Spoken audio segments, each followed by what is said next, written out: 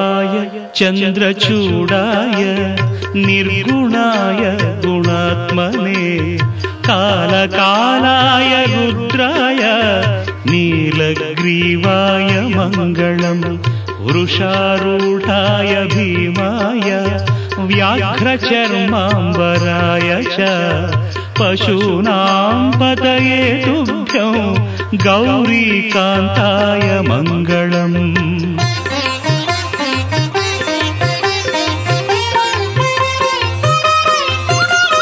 भस्मोद्धूलितदेहाय व्याळयज्ञोपवीतिने रुद्राक्षमालाभूषाय व्योमकेशाय मङ्गलम्।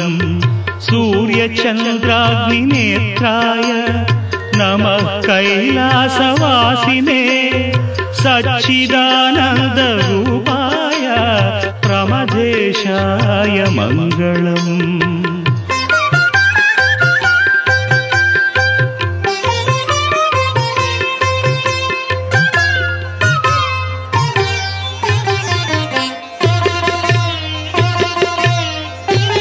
मृत्युञ्जयाय साम्बाय सृष्टिस्थित्यन्तकारिणे त्र्यम्बकाय शान्ताय त्रिलोकेशाय मङ्गलम्।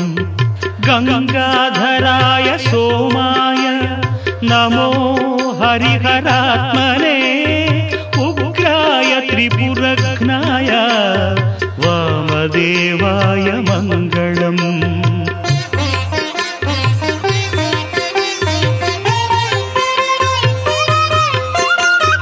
सद्योजाताय शर्वाय भव्यज्ञानप्रदायिने ईशानाय नमस्तुभ्यं पञ्चवक्त्राय मङ्गलम्। सदाशिवस्वरूपाय नमस्तत्पुरुषाय च अघोराय च घोराय महादेवाय मङ्गलम्। श्रीचामुण्डा प्रेरितेन रचितं मङ्गलास्पदम् तस्याभीष्टप्रदं शम्भोः यः पठेन् मङ्गलाष्टकम्।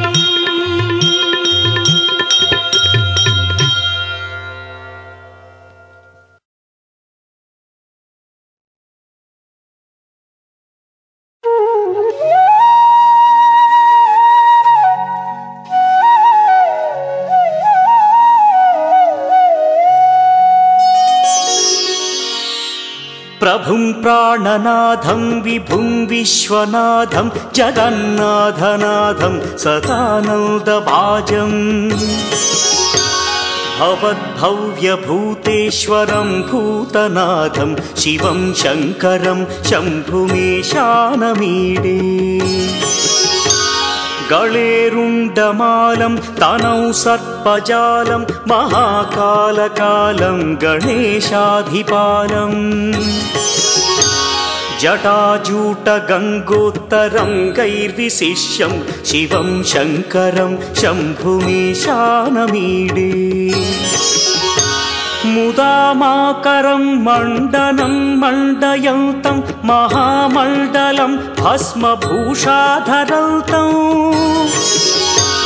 अनादिं ह्यपारं महामोहमारं शिवं शङ्करं शम्भुमीशानमीडे। वटाधो निवासं महाट्टाट्टहासं महापापनाशं सदा सुप्रकाशम्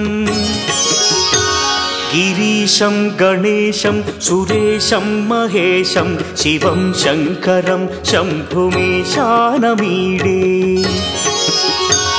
गिरीन्द्रात्मजा सङ्गृहीतार्धदेहं गिरौ संस्थितं सर्वदा पन्नगेहम्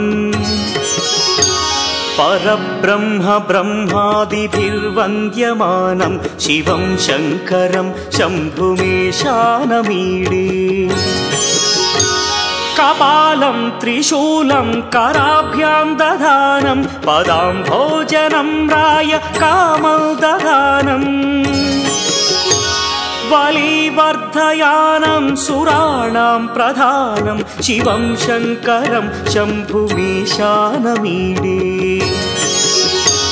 शरच्चन्द्रगात्रं गणानन्दपात्रं त्रिनेत्रं पवित्रं धनेशस्य मित्रम्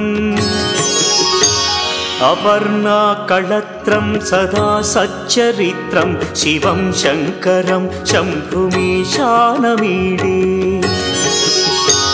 हरं सर्पहारं चिताभूविहारं भवं वेदसारं सदा निर्विकारम् श्मशाने वसन्तं मनोजं दहन्तं शिवं शङ्करं शम्भुमीशानमीडे स्वयं यः प्रभाते नरशूलपाणे पठे स्तोत्ररत्नं त्विह प्राप्य रत्नम् सुपुत्रं सुधान्यं सुमित्रं कळत्रं विचित्रैः समाराध्य मोक्षं प्रयाति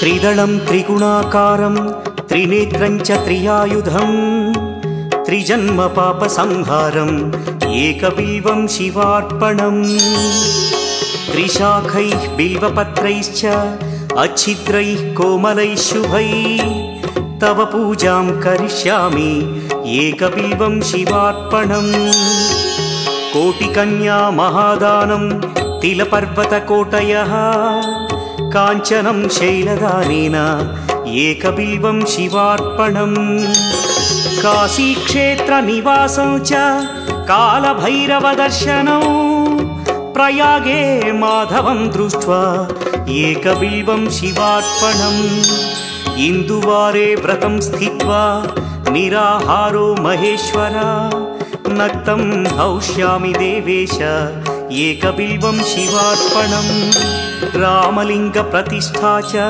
वैवाहिककृतं तथा तटाकादि च सन्तानम् एकबिल्वं शिवार्पणम् अखण्डबिल्वपत्रं च आयुतं शिवपूजनं कृतं नाम सहस्रेण एकबिल्वं शिवार्पणम् उमया सह देवेश नन्दिवाहनमेव च भस्मलेपन सर्वाङ्गम् एकबिल्वं शिवार्पणम् सालग्रामेषु विप्राणां तटाकं दशकूपयो यज्ञकोटिसहस्रस्य एकबिल्वं शिवार्पणम् दन्तिकोटिसहस्रेषु अश्वमेधशतक्रतौ कोटिकन्या महादानम् एकबिल्वं शिवार्पणम् बिल्वानां दर्शनं पुण्यं स्पर्शनं पापनाशनम् अघोरपापसंहारम्